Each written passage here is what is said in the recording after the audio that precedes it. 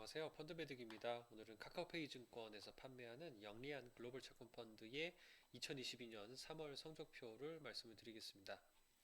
저는 이 펀드의 매월 성적표를 보면서 글로벌 채권 시장을 공부한다고 말씀드렸는데 생뚱맞게도 인도가 특히나 인상적이었고요. 금리 상승의 어떤 추세가 나름 한계에 다다른 거 아닌가라는 어떤 인사이트도 좀 배웠습니다. 물론 이제 펀드를 통해서 예측의 영역이긴 하지만요.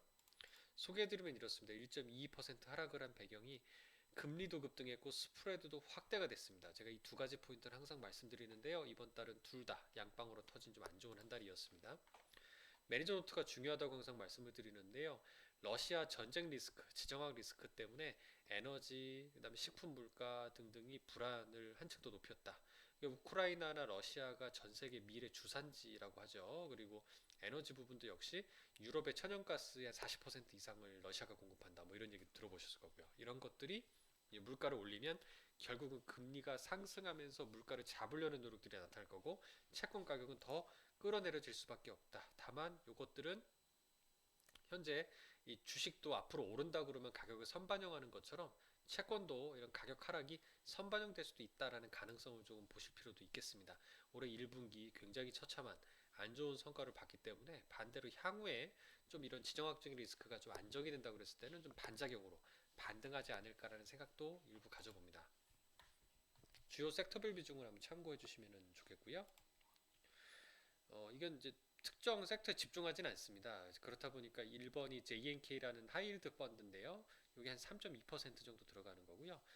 신흥국 달러 표시 이머징 채권 EMBD에도 한 2.6% 정도 들어가는 거 볼 수 있고요. 기타 선진국 채권인데 이제 그 금리 상승에 연동이 되는 이제 물가 연동 채권 같은 경우도 들어가는 부분을 확인해 볼 수가 있습니다. 월간 운용 코멘트를 살펴보면 이제 가장 이번 달의 특징인 부분이 인도가 마이너스 기여를 보였다는 부분이 좀 흥미로웠습니다. 제가 이 차트를 가지고 와봤는데요. 빨간색이 좀 잘렸는데 이게 키움 자산 중에 코세프라는 브랜드의 인도 니프티 50 인도 ETF입니다. 인도 주가가 빨간색으로 표시가 되고요. 이 파란색이 이제 WTI 서부 텍사스 중진류 선물 가격입니다. 흥미로운 현상이 이제 유가가 상승하면요. 이제 주가가 좀 하락합니다. 그다음에 다시 유가가 파란색이 상승을 하면은 주가가 좀 하락을 하죠. 그러니까 이제 이걸 보면 유가랑 인도 주식이 좀 반대로 움직이는 특징이 있어요. 유가의 반대로 움직이는 이유는 인도는 대부분 그 기름을 전량 수입하기 때문에 그런 거죠. 산유국이 아니기 때문에 그렇습니다. 그렇기 때문에 채권에도 어떤 영향을 미치냐. 결국은 이 수입 물가가 상승을 하는 거죠. 지금 우리나라도 비슷한 상황이 벌어지고 있는데요. 경상수지가 적자로 돌아섭니다. 이 원자재 가격이 올라가니까 그런 거죠. 근데 그렇다 보면 환율이 상대적으로 상승할 수밖에 없어요. 경상수지가 적자가 되면은 통화 가치가 좀 떨어지기 때문에 절하라고 표현하고요. 환율이 상승하게 됩니다. 그렇게 되면은 그 환율을 좀 방어하기 위해서 금리는 조금 상승 압력을 가지게 되거든요. 그래야지 통화 가치를 지킬 수 있기 때문에 이런 특징 때문에 채권은 금리가 상승하면 쥐약이잖아요. 그래서 채권이 부정적인 마이너스 기여를 보였다라는 부분입니다. 즉 원유 수입 의존도가 높은 국가의 채권은 가격이 하락할 수밖에 없는 국면이다라는 게 핵심입니다. 흥미롭죠?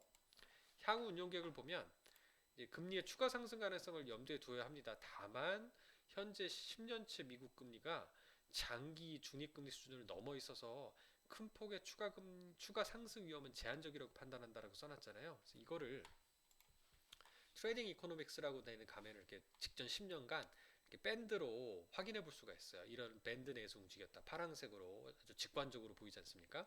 이걸 보면 미국제 10년물 기준으로 최근 10년의 밴드 상단을 지금 큰 폭으로 돌파한 상황입니다. 물론 시장의 예측치는 이거보다 더 올라간다라고 전망을 하고 있지만 통계적으로 봤을 때 올라갔다가 언젠간 다시 중력에 의해서 다시 떨어질 가능성이 높아 보입니다. 왜냐하면 금리가 상승한다는 얘기는 경기가 좀 뒷받침되면서 좋아져야 되는데 지금 상황으로 봤을 때는 경기가 다시 둔화돼서 힘들어질 가능성도 적지 않아 보이기 때문이죠. 그렇게 되면 금리가 계속 오를 수는 없거든요. 다시 금리가 하락하면서 채권의 시대가 올 수도 있지 않을까라는 생각 듭니다. 결국 통계적으로 보면은 향후에 금리 상승이 다소 그동안 상승했던 것 대비는 좀 제한적이지 않을까라는 생각도 해보고요. 어떤 채권 펀드의 반전, 반대로 얘기하면 주식 같은 자산 시장에 있어서는 일정 부분의 조정도 대비할 필요가 있지 않을까라는 생각이 듭니다.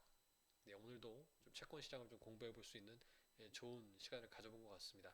빨리 반등했으면 좋겠네요. 감사합니다.